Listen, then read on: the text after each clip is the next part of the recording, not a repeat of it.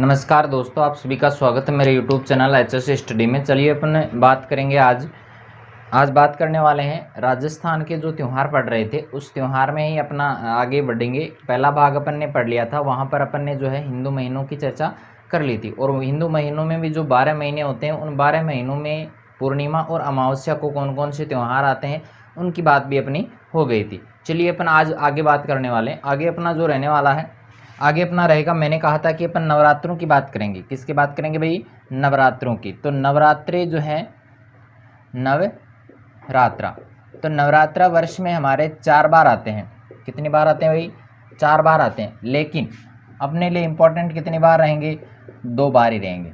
यानी 4 नवरात्रे आते हैं, उसमें 2 नवरात्रे जो हैं वो देवियों से संबंधित हैं, शक्ति पूजा से संबंधित हैं, और जो 2 नवरात्रे हैं वो तांत्रिकों से संबंधित हैं, यानी तंत्र मंत्र की जो विद्या है उनसे रिलेटेड है। तो वो अपने तंत्र मंत्र वाली वो याद नहीं करने, अपने को याद करना कौन सा है? अपने को याद करना है जो देवियों से संबंधित है। ठीक है, तो देखिए 2 नवरात्रे हैं, उसमें से एक जो शक्तिपीठ है, एक तो अपना रहेगा, एक नवरात्रा जो रहेगा वो शक्तिपीठ से संबंधित है, यानी माँ दुर्गा से संबंधित है।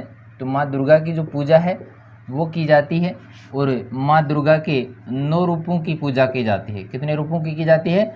9 रूपों की पूजा की जाती है। किसमें? जो 2 बार नवरात्रे आते हैं, साल में जो 2 बार नवरात्रे आते हैं उसमें किसकी पूजा की जाती है? माँ दुर्गा की पूजा की जाती है। कितने रूपों की? 9 रूपों की पूजा की जाती है। कितने रूपों की पूजा की जाती है? 9 रूपों की। तो देखो कब कब आते हैं ये। एक नवरात्रा आता है अपना चैत्र मास में। कौन से मास में आता है? चैत्र नवरात्रा। तो चैत्र नवरात्रे जो है, चैत्र नवरात्रों का प्रारंभ होता है चैत्र शुक्ल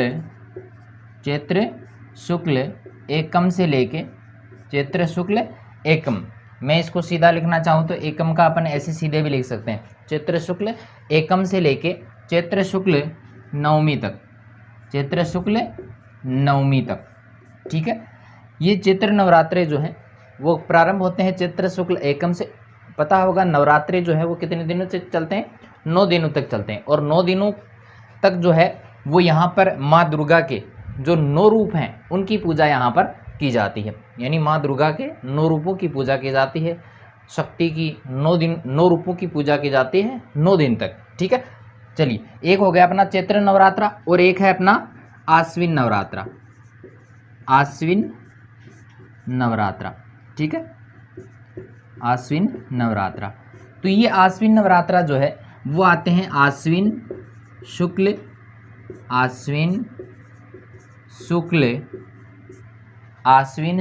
एकम से लेके, ये भी कब तक चलेंगे? नवमी तक। ये भी कब तक चलेंगे भाई? नवमी तक। देखो यहाँ पर क्या है, 2 नवरात्रे आते हैं साल में, 2 नवरात्रे आते हैं, इंपॉर्टेंट है अपने लिए। वैसे 4 होते हैं, 4 बार आते हैं, लेकिन 2 अपने लिए इंपॉर्टेंट नहीं है क्योंकि वो तंत्र मंत्र की विद्या से रिलेटेड है। तो अपने को 2 याद करने हैं। वो कौन कौन से? एक तो चैत्र नवरात्रा, चैत्र नवरात्रा का प्रारंभ होता है चैत्र शुक्ल एकम से लेके चैत्र शुक्ल नवमी तक ये नवरात्रे चलते हैं। इसके अलावा दूसरी जो नवरात्रे हैं वो आश्विन नवरात्रों के नाम से जाने जाते हैं। वो आश्विन शुक्ल एकम से लेके आश्विन शुक्ल नवमी तक चलते हैं। ठीक है, और ये जो 9 दिन तक जो नवरात्रे चलते हैं इसमें माँ दुर्गा के 9 रूपों की पूजा की जाती है। 9 उसकी जो अलग अलग रूप हैं उनकी उनकी पूजा की जाती है। ठीक है, तो चलिए आगे चलते हैं। देखिए राजस्थान के संबंध में, त्योहारों के संबंध में एक कहावत भी प्रचलित है। वो कहावत कौन सी है? देखो वो कहावत है तीज त्योहारा बावड़ी, तीज त्योहारा बावड़ी ले डूबी गणगौर।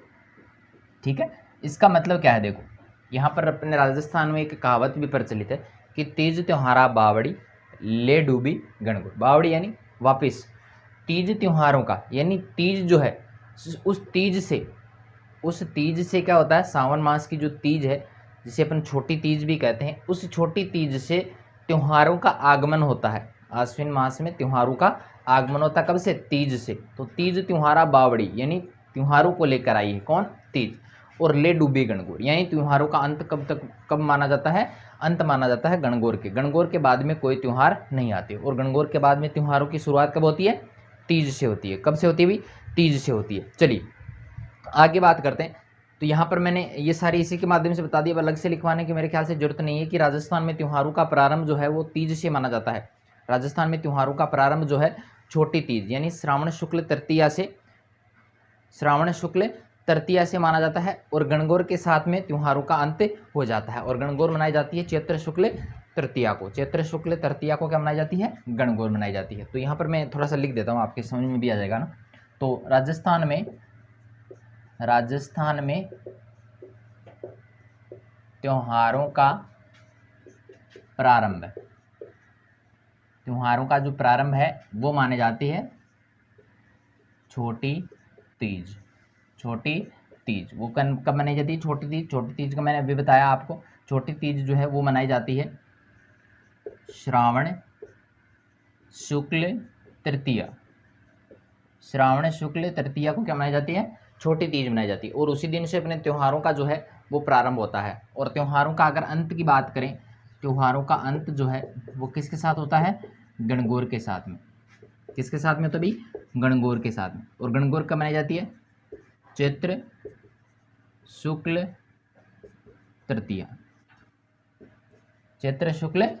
को क्या मनाई जाती है, गणगौर मनाई जाती है। ठीक है, चलिए ये इतना मेरे ख्याल से समझ में आएगा। अब इससे अभी तो अपने नवरात्रों की बात की, नवरात्रों के बाद में त्योहारों की बात की कि त्योहारों का प्रारंभ कब से होता है, कब तक होता है।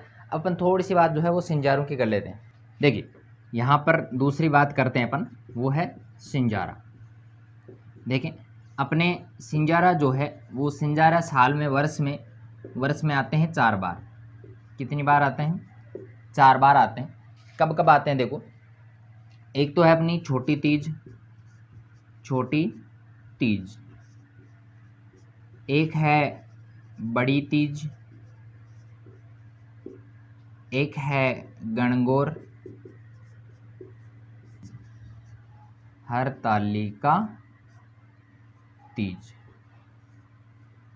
देखिए ये 4 हैं, इन चारों से ये जो त्योहार हैं, इन चारों त्योहारों से एक दिन पूर्व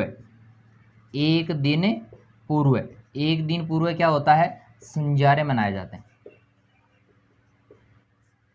देखो ये जो 4 त्योहार हैं, छोटी तीज है, बड़ी तीज है, गणगौर है और हरतालिका तीज है, इन चारों जो तीज हैं उनसे एक दिन पूर्व किसका आयोजन होता है, सिंजारों का आयोजन होता है। अब सिंजारों को पता होगा, सिंजारे जो है वो नवविवाहिता और अविवाहिता को जो है क्या करते हैं, इस दिन श्रृंगार की सामग्री भेजते हैं।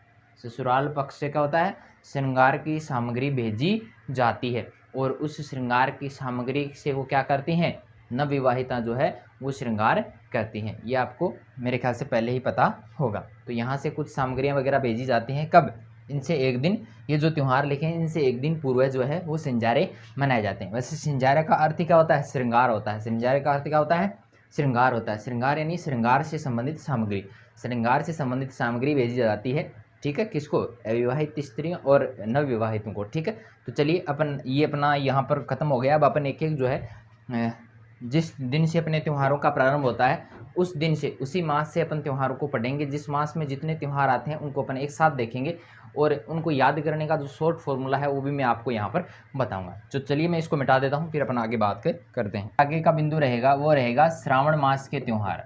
श्रावण मास के त्यौहार। ठीक है, तो श्रावण मास की बात करेंगे। श्रावण मास में कौन कौन से त्यौहार आते हैं उनकी चर्चा अपन यहाँ पर करने वाले हैं। चलिए अपना पहला जो त्यौहार रहता है वो रहता है निड्री नवमी। मैंने आपको बताया था किसी भी जो महीना है, कोई भी महीना है उसकी जो शुरुआत है वो होती है कृष्ण पक्ष से। किससे होती है, कृष्ण पक्ष का जो अंतिम दिन होता है वो क्या कहलाता है, वो अमावस्या कहलाता है। और शुक्ल पक्ष का जो अंतिम दिन होता है वो क्या कहलाता है, वो कहलाता है पूर्णिमा। ठीक है, तो यहाँ पर अपन शुरुआत किससे करेंगे, शुरुआत करेंगे श्रावण मास से। अब देखा होगा निड्र नवमी, तो निड्री नवमी जो है वो मनाई जाती है श्रावण श्रावण कृष्ण। अब देखो कृष्ण का अर्थ काला होता है और आपको पता होगा जो निड्री नवमी है वो सांपू से संबंधित है, तो सांपू का रंग भी कैसा होता है, काला होता है। तो श्रावण कृष्ण नवमी, श्रावण कृष्ण नवमी। निड्री नवमी का जो त्योहार है वो मनाया जाता है कब, श्रावण कृष्ण नवमी को। तो सांपों के आक्रमण से बचने के लिए क्या करते हैं, निड्री नवमी का त्योहार मनाया जाता है। ठीक है, तो सांपों के आक्रमण से बचने के लिए कौन सा त्योहार मनाते हैं, निड्री नवमी। चलिए अगला है नंबर 2, कामिका एकादशी। देखो नवमी है, नवमी के बाद में दशम और एकादशी आ जाए। ठीक है, तो ये जो व्रत है भगवान विष्णु की इस दिन पूजा की जाती है और कामिका एकादशी को विष्णु का सबसे उत्तम व्रत माना जाता है। और ये त्योहार जो है वो मनाया जाता है कब, श्रावण कृष्ण एकादशी को। श्रावण कृष्ण एकादशी को कौन सा माना जाता है, कामिका एकादशी। देखो इनमें नहीं है दिक्कत, नवमी एकादशी में दिक्कत नहीं होगी आपके। दिक्कत कहाँ होगी, कृष्ण नवमी है या शुक्ल नवमी है, तो कृष्ण से याद रह जाएगा। देखो कृष्ण निड्री किससे, सांपों के डर से बचाने के लिए। और यहाँ पर भगवान विष्णु की पूजा की जाती है कामिका एकादशी को। किस दिन, कामिका एकादशी को। कब, श्रावण कृष्ण एकादशी को, श्रावण कृष्ण एकादशी को। फिर देखो अगला जो त्योहार आता है वो श्रावण की अमावस्या को आता है। ये मैंने आपको पहले ही बता दिया था। श्रावण की अमावस्या जो है वो हरियाली से संबंधित है। हरियाली होती है श्रावण के समय। भाई श्रावण के समय बारिश का मौसम होता है और बारिश के मौसम के समय पता है कि चारों ओर क्या होती है, हरियाली होती है। तो इस दिन क्या मनाई जाती है, हरियाली अमावस्या। क्या मनाई जाती है भाई, हरियाली अमावस्या। ठीक है, तो हरियाली अमावस्या जो है वो कब मनाई जाती है, वो मनाई जाती है श्रावण अमावस्या को। कब मनाते हैं, देखो श्रावण मास हरियाली से संबंधित तो हरियाली अमावस्या याद रह जाएगी। हरियाली अमावस्या का आपको नाम पता है, तो हरियाली अमावस्या कब है, श्रावण मास में। कब, श्रावण अमावस्या को। श्रावण कृष्ण पक्ष का जो अंतिम दिन है वो क्या कहलाता है, श्रावण अमावस्या कहलाता है। ठीक है, इसे हरियाली तीज या श्रावण की अमावस्या भी अपन इसे कह सकते हैं। ठीक है, तो यहाँ पर एक बात और इम्पोर्टेंट है, इस दिन जो है हरियाली अमावस्या के दिन पीपल के वृक्ष की पूजा की जाती है। किसकी पूजा करते हैं भाई, पीपल के वृक्ष की पूजा। पीपल के वृक्ष की पूजा की जाती है। कब, हरियाली अमावस्या या श्रावण अमावस्या को क्या करते हैं, पीपल के वृक्ष की पूजा की जाती है। ठीक है, तो ये समझ में आया होगा। और यहाँ पर एक और इम्पोर्टेंट बिंदु है, वो है अजमेर का मांगलियावास।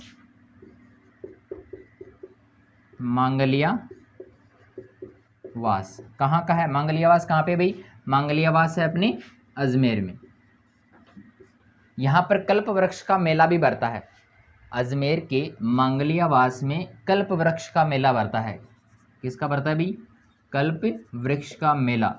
कब बढ़ता है ये, कल्प वृक्ष का जो मेला है वो बढ़ता है श्रावण अमावस्या को, कल्प वृक्ष का मेला। ठीक है, तो ये कल्प वृक्ष का मेला कब बढ़ता है, श्रावण अमावस्या को। कहाँ पे, मांगलियावास अजमेर में। ठीक है, मांगलियावास अजमेर में ये जो कल्प वृक्ष का मेला है वो बढ़ता है। ठीक है, तो अपने ये तो बात हो गई कृष्ण पक्ष की। ये बात किसकी हो गई, कृष्ण पक्ष की।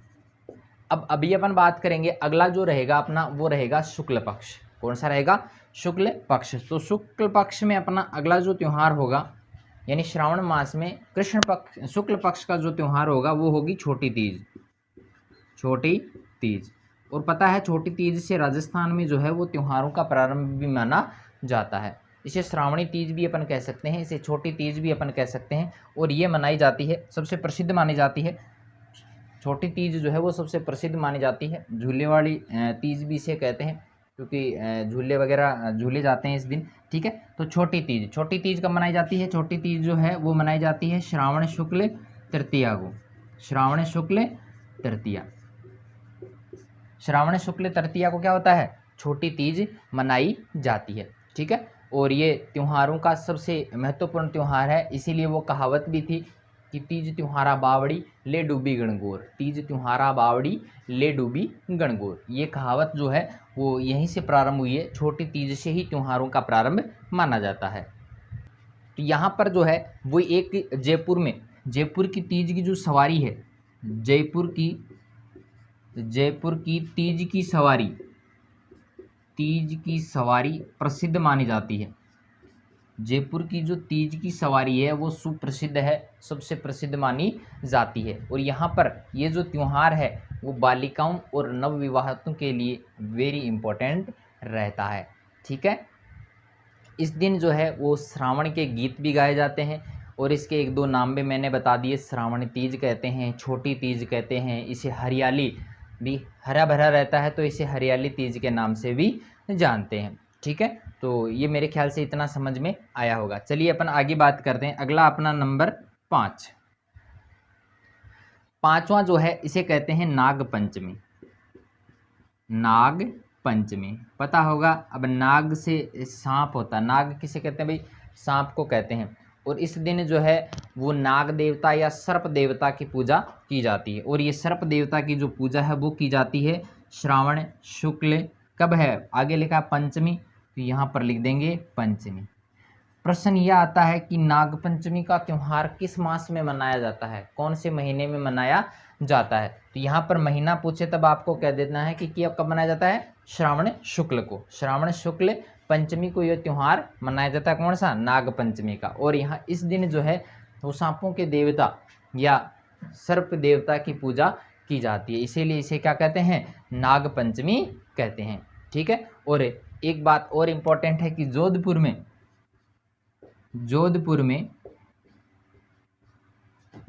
में क्या होता है? नाग पंचमी का मेला भरता है। नाग पंचमी का मेला कब भरता है? भाई? श्रावण शुक्ल पंचमी को। श्रावण शुक्ल पंचमी को नाग पंचमी का मेला भरता है। कहाँ पर? जोधपुर में। ये सुप्रसिद्ध है। ठीक है, और छोटी तीज का या जयपुर की तीज की सवारी प्रसिद्ध है। और प्रश्न ये भी आता है कि जयपुर में तीज की सवारी कब निकाली जाती है? ठीक है, तो कब निकाली जाती है? श्रावण शुक्ल तृतीया को। ठीक है, अपना लास्ट रह जाता है रक्षाबंधन।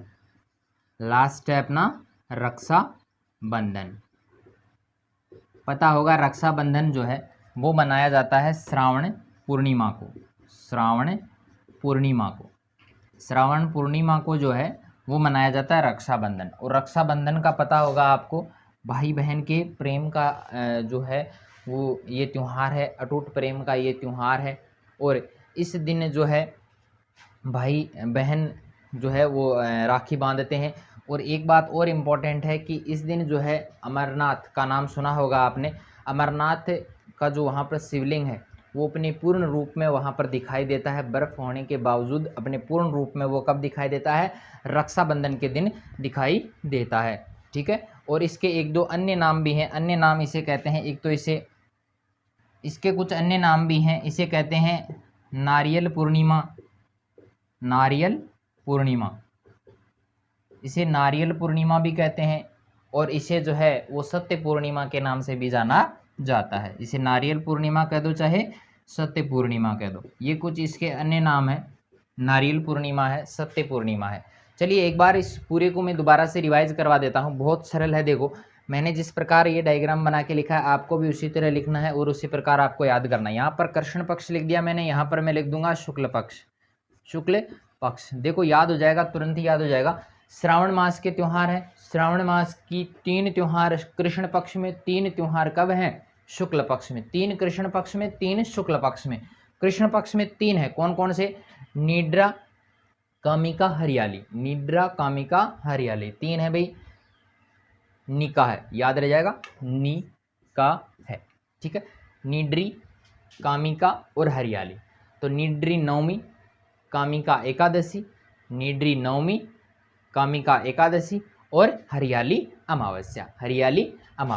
ठीक है, ये इनमें दिक्कत नहीं होगी। नवमी है, एकादशी है और अमावस्या। ठीक है, फिर देखो 3 ये रहते हैं अपने शुक्ल पक्ष वाले। कितने रहते हैं? 3 रहते हैं। कौन कौन से हैं? छोटी तीज है, नाग पंचमी है और रक्षाबंधन है। 3 मनाए जाते हैं श्रावण शुक्ल पक्ष के।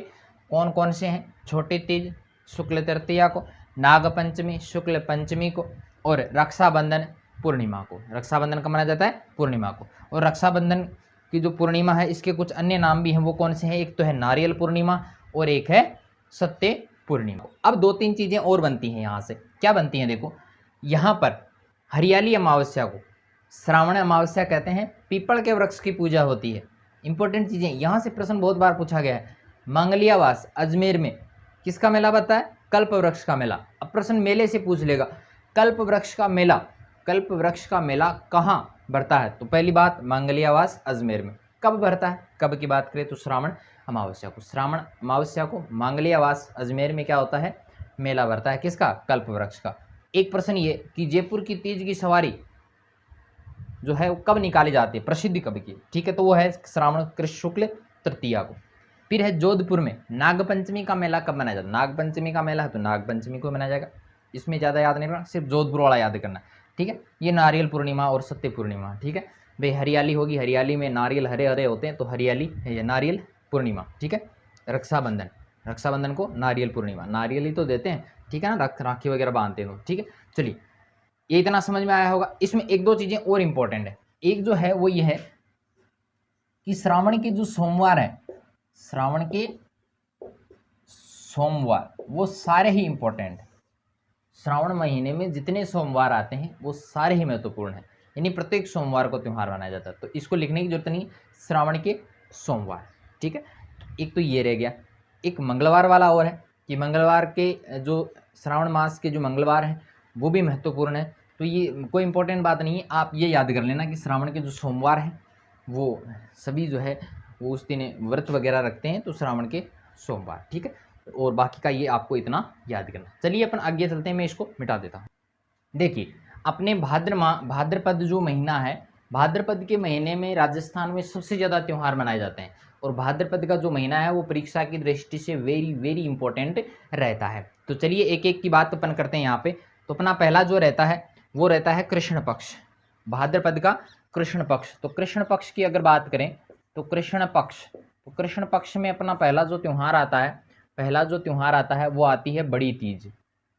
बड़ी तीज, इसे बड़ी तीज कह दो, सातुड़ी तीज कह दो, और इसका एक अन्य नाम भी है वो है कजली तीज।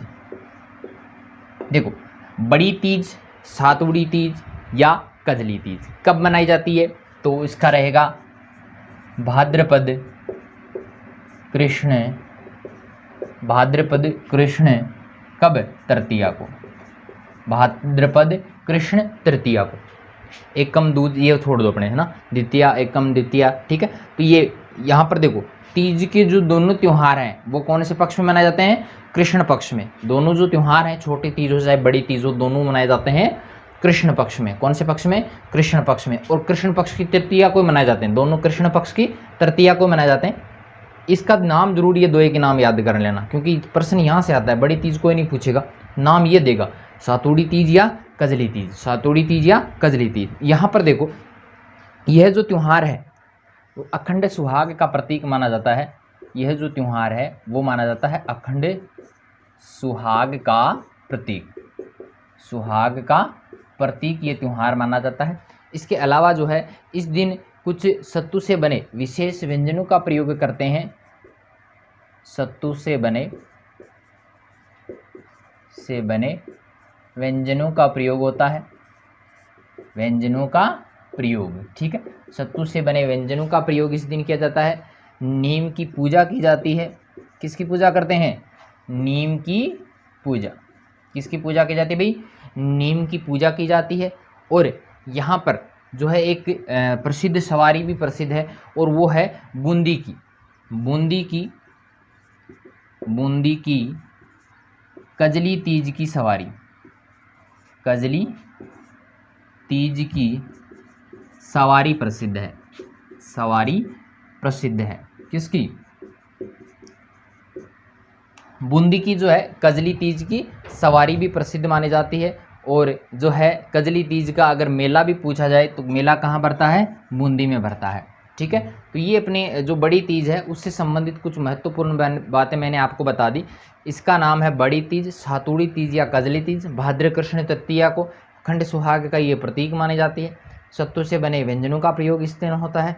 नीम की पूजा यहाँ पर की जाती है। और बूंदी में कजली तीज की सवारी भी प्रसिद्ध है और बूंदी में कजली तीज का मेला भी भरता है। ठीक है, इतना आपको याद करना है। नंबर दो का जो त्यौहार है वो मानी जाती है हल षष्ठी। इसे क्या कहते हैं? हल षष्ठी, जिसे अपन छठ के नाम से भी जानते हैं, जिसे हम हल छठ कह दो चाहे हल षष्ठी कह दो, दोनों एक ही चीज़ें हैं। ठीक है, तो ये जो हल षष्ठी है ये मनाई जाती है कब? भाद्रपद कृष्ण कब? षष्ठी यानी षष्ठी को। और यहाँ पर पता है हल का प्रयोग जो है वो कृष्ण के बड़े भाई थे बलराम, उन्हीं के उपलक्ष्य में, उन्हीं के जन्मोत्सव के रूप में मनाया जाता है हल। ठीक है, हल षष्ठी, कृष्ण षष्ठी भी इसे कहते हैं, हल षष्ठी भी कहते हैं। पता है बलराम के कृष्ण के बड़े भाई बलराम के जन्मदिवस के रूप में ये मनाया जाता है। बलराम का हैप्पी बर्थडे था। ठीक है, तो बलराम के हैप्पी बर्थडे के दिन जो है वो मनाया जाता है हल षष्ठी। ठीक है, ये मनाई जाती है भाद्र कृष्ण षष्ठी को। इस दिन पता है कि किसकी पूजा होती है? हल की पूजा होती है। किसकी पूजा होती है भाई? पूजा होती है इस दिन हल की पूजा। और गाय के दूध और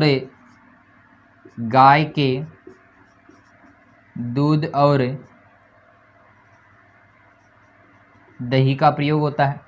गाय के दूध और दही का प्रयोग जो है वो वर्जित माना जाता है। इस दिन गाय के दूध और दही का प्रयोग नहीं किया जाता है। ठीक है, कब? हल षष्ठी को गाय के दूध और दही का प्रयोग नहीं किया जाता। और इसके अलावा जो है इस दिन जो है पुत्रवती महिलाएं, जिन महिलाओं के पुत्र है वो व्रत भी रखती हैं। ठीक है, तो ये कुछ जो मोस्ट बातें थी वो मैंने आपको बता दी। इसमें 2-3 एक याद रखना है। हल की पूजा की जाती है, गाय के दूध और दही का प्रयोग नहीं किया जाता, बलराम के हैप्पी बर्थडे के दिन ये मनाए जाते। ठीक है, तो ये कुछ इंपॉर्टेंट बातें हैं। चलिए, इस दिन एक और त्यौहार आता है, इसी दिन एक और त्यौहार आता है, वो है ऊब छठ। इसी दिन जो है वो एक और त्यौहार आता है, इसे कहते हैं ऊब छठ। पता होगा खड़े खड़े रहना पड़ता है, भोजन नहीं करते, खड़े खड़े रहना पड़ता है ना। जब तक वो चांद वगैरह नहीं देख लेते तो खड़े ही रहना पड़ता है, पूरे दिन खड़े रहते हैं, है ना। तो बड़ा मुश्किल काम है। ठीक है, तो ये जो ऊब छठ का जो व्रत है वो विवाहित स्त्रियों द्वारा अपने पति की लंबी उम्र के लिए, पता होगा ऊब छठ का जो त्यौहार है वो विवाहित स्त्रियां तो अपने पति की लंबी आयु के लिए इस व्रत को करती हैं, और जो अविवाहित स्त्रियां हैं वो क्या करती हैं? अच्छे पति की कामना के लिए क्या करती हैं? ऊब छठ का व्रत करती है। ठीक है, तो यहाँ पर कुछ बातें लिख लेते हैं अपन। ये ऊब छठ का जो व्रत है इसका एक अन्य नाम भी है, ये तो पता होगा, ये लिख देता हूँ मैं आगे ना। ये मनाया जाता है भाद्रपद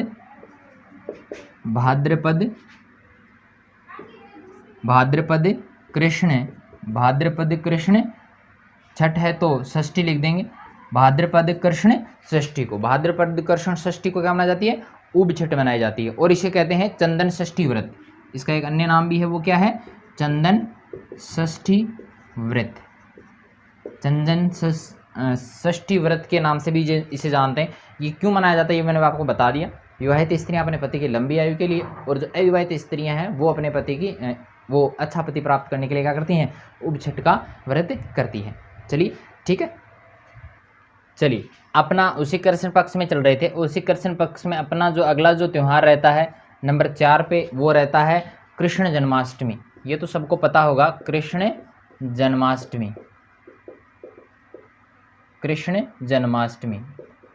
जन्माष्टमी जो है वो कृष्ण के हैप्पी बर्थडे पे मनाई जाती है। कृष्ण जन्माष्टमी जो है वो भगवान श्री कृष्ण के हैप्पी बर्थडे पे मनाई जाती है, ये सबको पता होगा। इस दिन भगवान कृष्ण के जितने भी मंदिर हैं उन मंदिरों में झांकियाँ निकाली जाती हैं, और रात 12 बजे कृष्ण के जो मंदिर हैं उन मंदिरों में पूजा अर्चना भी की जाती है। कब? कृष्ण जन्माष्टमी के दिन। और कृष्ण जन्माष्टमी का जो त्यौहार है वो मनाया जाता है भाद्रपद कृष्ण भाद्रपद कृष्ण अष्टमी को, भाद्रपद कृष्ण अष्टमी को ये त्यौहार मनाया जाता है। कब मनाते भाई? भाद्रपद कृष्ण अष्टमी को। अब कृष्ण का है, अष्टमी के दिन हुआ था तो इसलिए अष्टमी का हो गया, तो भाद्रपद कृष्ण अष्टमी को ये त्यौहार मनाया जाता है। और इस दिन जो है श्री कृष्ण के मंदिरों में झांकियाँ वगैरह निकाली जाती हैं और रात 12 बजे श्री कृष्ण के जो मंदिर हैं उनमें पूजा अर्चना भी की जाती है। अब 2-3 विशेष बातें इसमें जो है वो इम्पोर्टेंट है, वो क्या है? जन्माष्टमी का मेला। एक तो है अपना जन्माष्टमी का मेला, ये बढ़ता है नाथ द्वारा राजसमंद में, नाथ द्वारा राजसमंद में। नाथ द्वारा राजसमंद में जो है वो जन्माष्टमी का मेला भी बढ़ता है। और इस दिन आपको पता होगा कि जाम्बोजी का जन्म भी हुआ था पीपासर नागौर में। जाम्बोजी, अपन ने लोक देवताओं से संबंधित मैंने प्रश्न आपको दिए थे, उन प्रश्नों में मैंने ये भी दिया था कि जाम्बोजी का जन्म कहाँ हुआ था, तो वो हुआ था पीपासर नागौर में। तो पीपासर नागौर में जाम्बोजी का जो है वो इस जन्म इसी दिन हुआ था। तो जाम्बोजी का हैप्पी बर्थडे भी क्या है? इसी दिन है। कब? भाद्रपद कृष्ण अष्टमी को। इसके अलावा यहाँ पर जो है इस दिन जो है नरहड़ पीर का उर्स भी मनाया जाता है, वो झुंझुनू में मनाया जाता है। तो इससे संबंधित और कोई बातें नहीं है। कृष्ण जन्माष्टमी से संबंधित इतनी बातें हैं। याद आपको इतना ही रखना है कि कृष्ण जन्माष्टमी कब मनाई जाती है, ठीक है? मंदिरों में वो तो पता है कि जन्माष्टमी के दिन क्या होगा, मंदिरों में जो है वो पूजा अर्चना भी की जाती है, झांकियाँ वगैरह वो निकाले जाते हैं, वो सारा काम होता है। एक ये मेला याद कर लेना कि जन्माष्टमी का मेला कहाँ पड़ता है? नाथ द्वारा। अपना अगला जो त्यौहार है वो रहता है नंबर 5 पे, वो है अपने गोगा नवमी। वो क्या है? गोगा नवमी। गोगा नवमी का जो त्यौहार है वो मनाया जाता है कब? भाद्रपद कृष्ण नवमी को। भाद्रपद कृष्ण नवमी को जो है वो गोगा नवमी का त्यौहार मनाया जाता है। और गोगा नवमी के दिन, गोगा नवमी का जो त्यौहार है उसका एक मेला भी बढ़ता है, वो बढ़ता है अपने हनुमानगढ़ में। हनुमानगढ़ में क्या होता है? गोगा मेडी का मेला भी बढ़ता है। हनुमानगढ़ में गोगा मेडी का मेला इसी दिन बढ़ता है। गोगा मेडी का जो मेला है, गोगा मेडी नामक स्थान पर, हनुमानगढ़ में गोगा मेडी नामक स्थान पर क्या होता है? ये मेला बढ़ता है। और इस दिन का जो प्रतीक माना जाता है वो गोगा जी की मृण मूर्ति मानी जाती है, क्योंकि गोगा मेडी जो स्थान है, गोगा मेडी जो स्थान है वो पता होगा आपको, गोगा जी जब युद्ध कर रहे थे, युद्ध करते समय उनका सिर जो जहाँ पर गिरा था वो था गोगा मेडी नामक स्थान पर। तो गोगा मेडी नामक स्थान पर मेला भी बढ़ता है कब? गोगा नवमी को। इसे भाद्रपद कृष्ण नवमी के नाम से भी जानते हैं, ठीक है? ये हनुमानगढ़ के ये जो मेला है गोगा मेडी का वो बनता है हनुमानगढ़ जिले में। चलिए अगली बात करते हैं अपन। अगला जो अपना रहता है वो रहता है नंबर 6 पे, और वो रहता है बच्छ बारस। कौन सा रहता है? बच्छ बारस। ये बच्छ बारस का जो त्यौहार है वो मनाया जाता है भाद्रपद कृष्ण द्वादशी। भाद्रपद कृष्ण द्वादशी को ये त्यौहार मनाया जाता है और इसे वत्स द्वादशी के नाम से भी जानते हैं। इसे वत्स द्वादशी के नाम से भी जाना जाता है। देखो बच्छ बारस जो है, बछड़े को कहते हैं, गाय के बछड़े को क्या कहा जाता है? बच्छ या कहा जाता है, बच्छ कहा जाता है। तो इस दिन जो है वो माताएं जो है वो अपने वत्स यानी अपने पुत्र की लंबी आयु की कामना के लिए इस प्रकार का व्रत रखती हैं। और इस दिन जो है बच्छ बारस के दिन गाय का जो दूध दही है उसका प्रयोग नहीं किया जाता है। गाय के जो व्यंजन अपने को मिलते हैं उनका प्रयोग वर्जित माना जाता है। किस दिन? बच्छ बारस के दिन। और इस दिन जो है वो गाय के बछड़े और गाय को जो है वो रोटियां वगैरह खिलाने का, उसको स्पेशल भोजन करवाने का रिवाज भी है। कब? बच्छ बारस को, ठीक है? तो इस प्रकार जो है वो अपने ये वाला पूरा हो गया। अपने एक और रह जाता है, वो रह जाती है इसकी अमावस्या, भाद्रपद अमावस्या, जिसे अपने सतिया अमावस्या के नाम से भी जानते हैं, ठीक है? एक और रह गया, वो रह गया भाद्रपद अमावस्या। इसे अपन अन्य नाम से भी जानते हैं, वो है सतिया अमावस्या। क्या कहते हैं? सतिया अमावस्या। इसे भाद्रपद अमावस्या या सतिया अमावस्या के नाम से भी जाना जाता है। इस दिन क्या होता है? इस दिन जो है सतियों की पूजा की जाती है। इस दिन क्या होता है? जो सती होती हैं उन सतियों की पूजा की जाती है। कब? भाद्रपद अमावस्या को। भाद्रपद अमावस्या को क्या होता है? सतियों की पूजा की जाती है, ठीक है? इसके लिए इतना ही इंपॉर्टेंट है, बाकी इसमें कोई भी महत्वपूर्ण बात नहीं है। कृष्ण जन्माष्टमी, गोगा नवमी, बच्छ बारस और भाद्रपद अमावस्या, मैं इनको एक साथ ही करवा रहा हूँ, तो आप इनके नाम याद कर लेना। ज़्यादा कुछ नहीं याद करना है। आप इतना दिमाग में बैठा लो कि जब भाद्रपद महीना आएगा तो उसमें अपने 7 त्यौहार जो हैं वो किस में हैं, कौन सी में भाई, वो है अपने कृष्ण पक्ष में। फिर शुक्ल पक्ष वालों की अपन बात जो है वो अगले वीडियो में करेंगे। तो आज के लिए मेरे ख्याल से काफ़ी लंबा हो गया है वीडियो, ठीक है, तो ज़्यादा लंबा अपन ले जाएंगे नहीं, अभी इतनी क्लास ही काफ़ी है। और अभी तक अगर आपने मेरे YouTube channel HSC study talk को सब्सक्राइब नहीं किया है तो इसे सब्सक्राइब ज़रूर करें, और इस प्रकार के अन्य वीडियोज़ भी देखने के लिए आप सब्सक्राइब करें। और इसके अलावा अगर आपको ये वीडियो मेरा पसंद आए, ये त्यौहार पढ़ाने का मेरा जो तरीका है वो अगर पसंद आए तो मेरी वीडियो को लाइक करें, अपने दोस्तों के साथ इसे शेयर करें, और जितना ज़्यादा हो सके उतना ज़्यादा आप इस वीडियो को देखें ताकि आपके जो राजस्थान से संबंधित त्योहारों का जो प्रश्न है वो कभी भी गलत नहीं हो। क्योंकि पता है छोटी से छोटी परीक्षा से लेके IAS की परीक्षा तक जो है वो इस प्रकार के क्वेश्चन बनते हैं, और इसमें जो छोटी छोटी बातें होती हैं वो भी अपने को पता नहीं होती है। तो सभी बातों का अपने को बहुत गहराई से अध्ययन करना है और एक एक चीज़ को बड़ी गहराई से अपने को पढ़ना है। तो बने रहिए मेरे साथ आगे भी इस प्रकार के वीडियोज़ के लिए। चलिए आज के लिए थैंक यू, धन्यवाद।